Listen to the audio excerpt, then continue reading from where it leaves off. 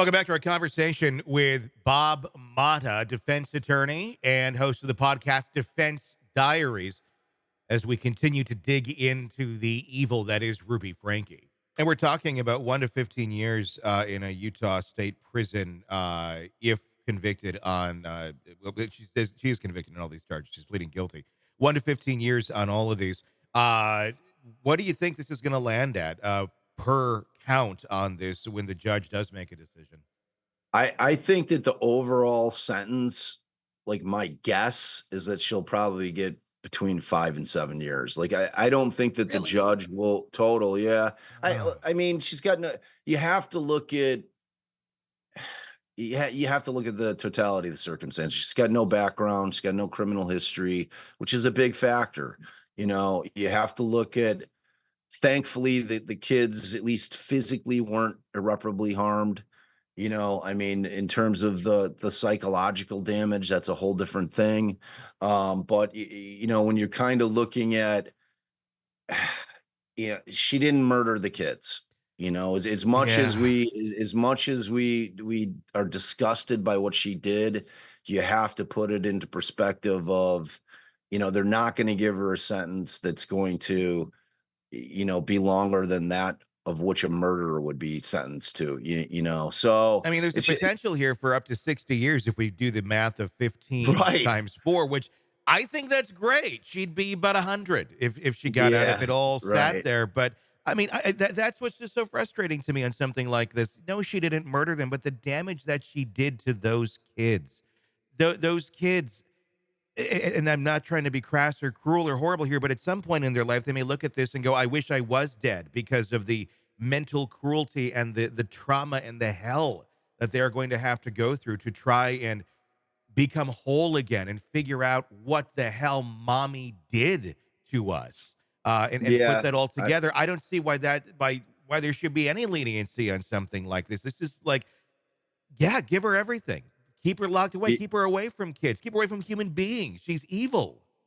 Yeah, I don't think there's going to be, that type of sentence. That's Yeah. that's in my gut, that's just based on experience, so Yeah. I'm Oh, I'm sure. trying to I'm trying to prepare you I now, so know. that you're not grossly disappointed, and this isn't me saying that I think that that's what she deserves. Mhm. This is me just evaluating what I think that she'll probably Yeah. end up getting in that range. Yeah. Would I be shocked if she goes in for 10? No. Yeah. I just my gut kind of feels like it'll land in that 5 to 7 year range. Sure. Where she'll do all the time, or at least 85% of it. Yeah. So, and the other part of it is, which is very interesting, is that she, uh, is part of the plea agreement. She has to testify against Jodi. Mhm. Now, that's going to be a factor, because I don't know. Like, we've heard Jodi's family come out in terms of what a kind of a monster she Yeah. is, and that this is what she does. If if Ruby was in such a mindset that once this woman got her claws into her, that she was very kind of malleable, and like she was able to really kind of get in her head, and she was running the game, and I mean, like, you still fall back on, well, this is mom. Like, where's that mama bear instinct? Like, why, like, what, like, at what point is like she going to realize enough is enough? This woman's like off her, you know what I mean? Like, Yeah. that didn't seem to happen until Ruby was arrested and they got her away from her, Yeah. because like that's when she has her come to Jesus moment where, she says, well, yeah, like, once I got away from her and I was able to clearly think, I then saw what the heck was going on here. And, and it was like, you know what I mean? She's a They're like, yeah. I psychologically, there's an aspect of what was going on with Ruby Frank that we don't know yeah. either. I'm not saying it's an excuse, No. but I mean, we see people that aren't strong-minded, that are very susceptible to powerful suggestion from people that are overbearing, and I mean, we just don't know that part of the story, and who does is the state. Mhm. I mean, the state knows both sides of what's going on here, so we have to trust in terms of what the knowledge that they have from both, I'm sure statements from Ruby, I'm sure statements from Jodi, from witnesses that they've spoken to, that there could be a very strong indication that they felt that Jodi might even be more complicit in terms of what was happening with those kids than believe it or not, than Ruby. their own mother. Yeah. You know what I'm saying? So it's like they're like if this was just Ruby and Jodi didn't exist, I'm with you. Yeah. Throw her throw her ass away, get her in prison and let her rot there. Yeah.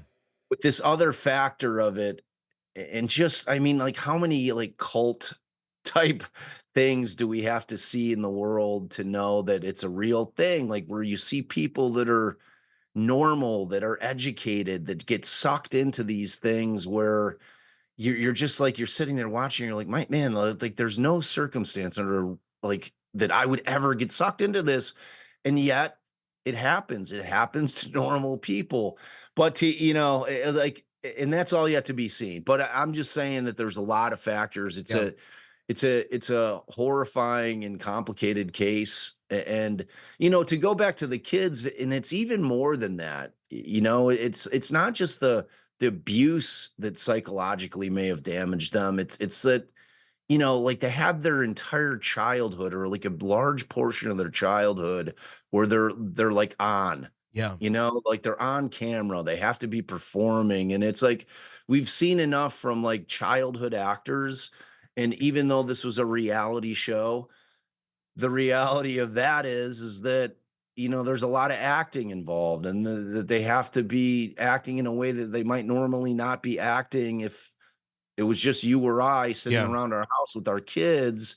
And, we've seen the effect of like that has on child actors. I mean, how many like children actors have we seen that were in big TV shows and, just kind of went through like hell, Yeah. Yeah. from that, like that whole thing. And this was even more intense because they were never off duty. Yeah, and It's this is real like, life. It wasn't going into a set. It wasn't going into a exactly. scripted anything. This is, I mean, this the person who's making the script here is Ruby Franke and Jodi Hildebrandt, and their script is straight out of hell. I mean, Exactly. when we're talking about Jodi Hildebrandt, because we still, as of our recording right now, have not seen if she's going to plea, if she's going to take this actually to court. Do you think, I mean, is this just the tip of the iceberg? Are we going to see far worse accusations against Jodi Hildebrandt? That's what I'm thinking, man. Because like that's what I mean. Like when the state, when I was talking about the state knows the story, Yeah. and for them to approach Ruby and say, "Look, we're willing to make a deal with you here, but we need you to testify against Jodi."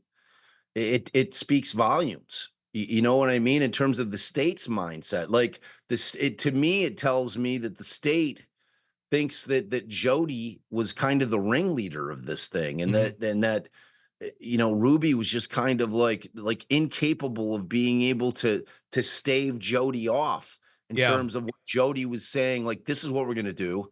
This is how we're gonna do it. I'm telling you that, you know what I mean? And like, so I think that the state understands that. So yeah, I think that there's gonna be I think it's gonna be pretty intense if we even get to a trial. I Yeah. I mean, don't know that we will. I'm going to guess.